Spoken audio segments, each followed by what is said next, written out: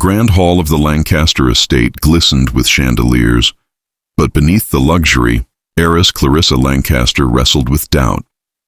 She had inherited not just her late father's fortune, but also his enemies, whispers of gold diggers circling her every move. Her new husband Richard had swept her off her feet with charm too polished, smiles too practiced. She needed to know if his vows were rooted in love or greed. So she devised a test as cruel as it was desperate. She would pretend to be paralyzed after a supposed fall, to see if Richard would stand by her side when her wealth no longer looked like freedom, but like a burden. She never expected that this deception would change her life in ways far beyond her plan. At first, Richard played the role of doting husband flawlessly. He sat by her bedside holding her hand, promising devotion. But soon cracks appeared. He avoided her gaze when nurses entered, grimaced at the sight of her wheelchair, and grew impatient when she asked for help with simple tasks. The mask slipped one night when he muttered under his breath, "What use is a wife who can't even walk?" Clarissa's heart sank, the truth stinging worse than any injury. She had feared his love was conditional, and now her fears bloomed into certainty. Yet she could not reveal her ruse just yet. She had to see how deep his betrayal ran. Her staff watched quietly, but one man noticed everything: the janitor, Marcus. A quiet, broad-shouldered man who worked the night shifts, polishing floors and mending what others ignored. Unlike Richard, Marcus never looked at Clarissa with pity or impatience. He would pause his work to bring her books, adjust her blanket when she dozed off in the library, or simply ask how her day was. His kindness wasn't grand, but steady, the kind that didn't seek recognition. Clarissa found herself waiting for his footsteps in the hall, the soft hum of his mop against the floor, the quiet reassurance that someone saw her not as a burden, but as a person. Richard's cruelty escalated. He began hosting parties in the mansion, parading Clarissa like a fragile doll before his wealthy friends. He'd leave her alone in corners, ignoring her pleas while whispering to others about her condition and what it meant for the family fortune. Clarissa, though heartbroken, endured, documenting every cruel word, every dismissive gesture. But it was Marcus who stepped in when Richard abandoned her mid-evening, leaving her stranded in her wheelchair while guests whispered. Marcus bent down, offered his arm, and wheeled her himself to the garden, where the air smelled of roses and freedom.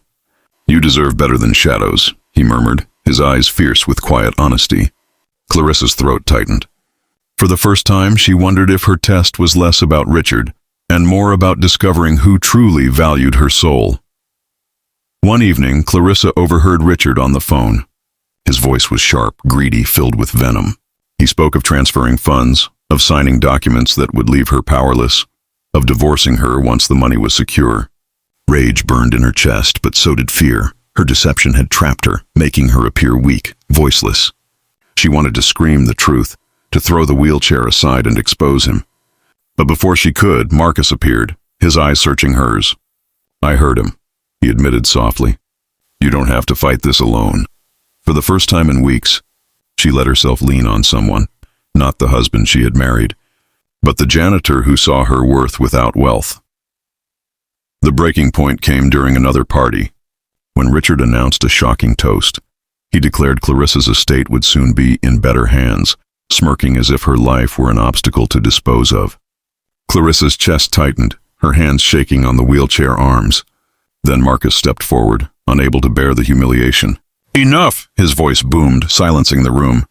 He wheeled Clarissa to the center of the hall, his presence towering. A man's true measure isn't how he treats a woman when she shines, but how he stands by her when the world dims her light. Gasps rippled through the crowd. Richard flushed with fury, but Clarissa's heart thundered with gratitude. Tears brimmed in her eyes as she stood. The room gasped again. She rose, strong, steady, revealing the truth of her deception. "I was never paralyzed," she declared. "I only wanted to see who loved me beyond wealth." The hall erupted in whispers. Richard's face turned ashen, his mask fully shattered. Clarissa looked at him, her voice trembling with righteous fury. "And you failed." The crowd turned, eyes burning with judgment as Richard stammered excuses that no one believed. His empire of lies collapsed in a single instant, leaving him exposed as nothing more than a fraud. Clarissa turned then to Marcus. His hands, calloused from labor, trembled as she reached for them. "But you," she whispered, her voice breaking, "you gave me more than comfort. You gave me truth." Marcus lowered his gaze, unaccustomed to the spotlight, but his silence spoke more than words could. In that moment, Clarissa realized love wasn't gilded with diamonds or dressed in tuxedos.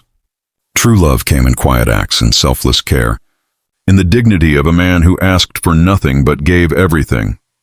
In the weeks that followed, Richard disappeared in disgrace, his name poisoned in society's circles. Clarissa, freed from doubt and betrayal, found herself walking the gardens not alone but beside Marcus. He never sought her fortune, never asked for favor, and yet she gave him the greatest gift, her trust, her laughter, her heart. The estate, once heavy with shadows, now rang with a kind of warmth it had never known. Guests who visited whispered not about her wealth, but about the story of the heiress who tested love and found it not in silk and silver, but in the janitor who proved truer than any husband. And every evening, as the sun dipped low and the chandeliers lit once more, Clarissa and Marcus would walk together through the grand halls. Not as heiress and janitor, not as mistress and servant, but as two souls who discovered that sometimes the greatest treasures are hidden in the simplest, most unassuming hearts. And Clarissa, once bound by fear of betrayal, finally lived in the freedom of a love that could not be bought, only earned. The scandal spread like wildfire. Newspapers, gossip columns, and television hosts devoured every detail of the heiress who faked paralysis to test her husband. But more than Clarissa's bold trick, it was Marcus who became the subject of whispers. A janitor? People scoffed at cocktail parties. Surely she's lost her mind. Invitations to high society galas stopped arriving. Family friends distanced themselves, murmuring that Clarissa had tarnished the Lancaster name. Yet through every cruel headline and every snide remark, she stood tall beside Marcus, her arm linked with his, her gaze steady. For the first time, Clarissa felt free, not bound to please others, but to honor the truth of her heart. Still, Marcus bore the brunt of society's cruelty. When he walked into town, whispers followed. Former friends turned cold, old employers refused him work, and even strangers sneered at the idea that a man who polished floors could ever walk beside an heiress. Marcus, proud but humble, tried to hide the pain, shrugging it off with quiet dignity. But Clarissa saw the weight in his eyes at night when the world grew quiet. One evening, as they sat in the garden, she placed her hand over his. "You gave me strength when I was weakest," she said softly. "Now let me fight for you." Her chance came sooner than expected. An elite dinner was announced, a gathering of old families meant to celebrate tradition and legacy. The Lancasters had always been honored guests, but whispers hinted she would not be welcome this time, not with Marcus. So Clarissa made a decision that shocked everyone. She would attend, and Marcus would walk through those doors at her side. When they entered the ballroom, silence fell. Eyes widened, lips curled in disdain, and Richard himself, desperate to regain footing, smirked from across the room. "The heiress and her janitor," he sneered loudly enough for all to hear. "What a fairy tale." Clarissa's eyes flashed with fire. She stepped forward, her voice cutting through the room like a blade. "Fairy tales are about courage, not titles. About loyalty, not wealth. I was paralyzed, not in body, but in spirit, and no amount of silk or diamonds could heal me.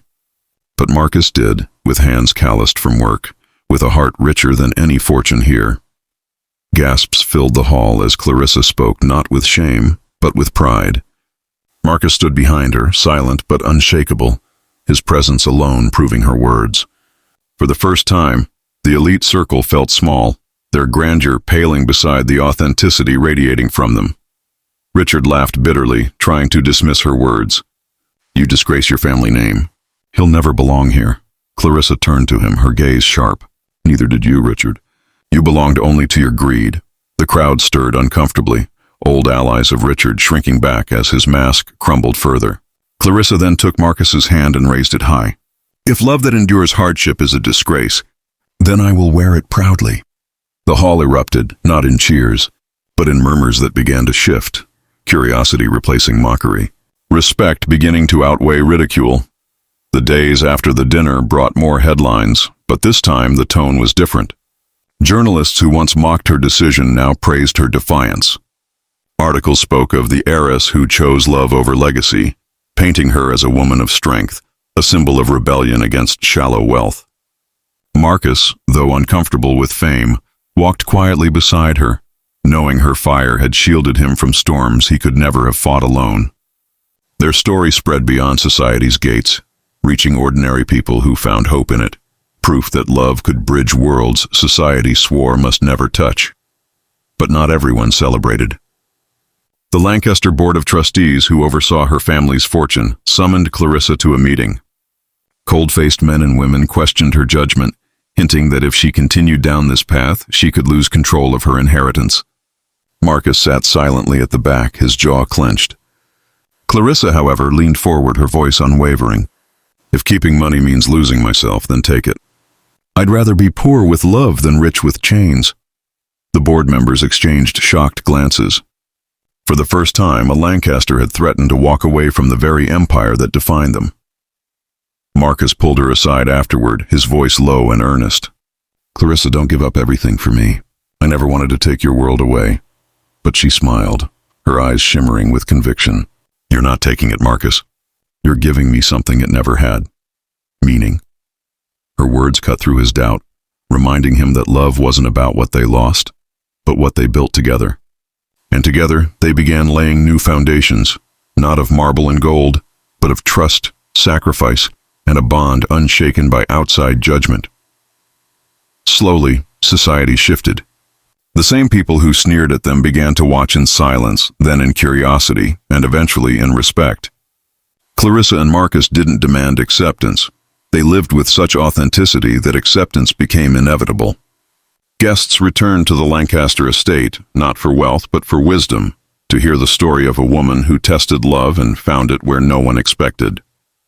Marcus, once overlooked, now stood as a symbol that true worth has nothing to do with titles, and everything to do with character. And so the Lancaster estate, once a hollow palace of wealth, became a home filled with laughter and truth.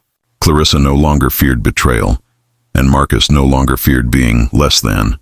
They had faced greed, judgment, and disgrace, and yet, in the end, what remained was love, pure and unwavering.